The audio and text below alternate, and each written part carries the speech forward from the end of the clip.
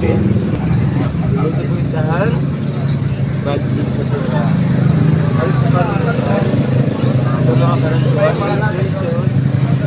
Para yun ang karabuhan sa aga. Kaya, abangan niyo mamaya kung paano natin lutuin yan. Kung paano po ito mag-anak na may atol salon.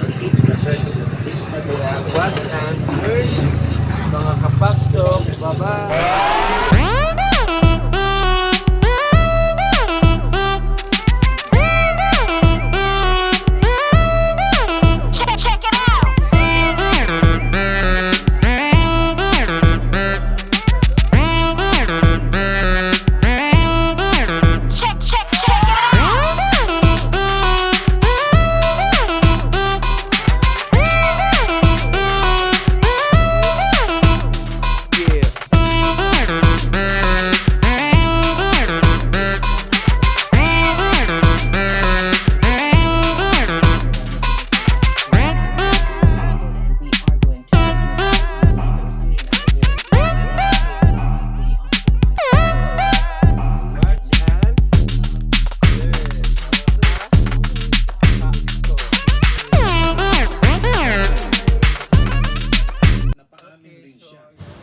Hello mga kapakstok, so ayan po pinapakita ko ang aming simpleng kusina sa likod ng aming salon.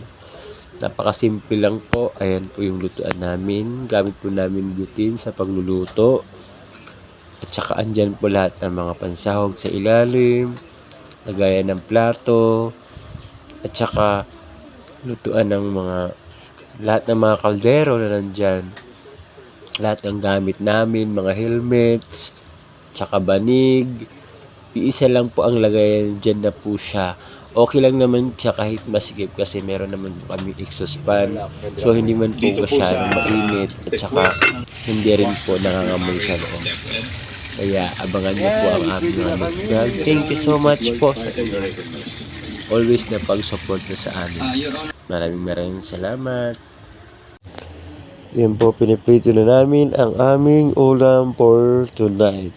Napakasarap po nito, galunggong at tambakol. Sobrang sarap po nito, kaya dapat bili na rin kayo. Charot.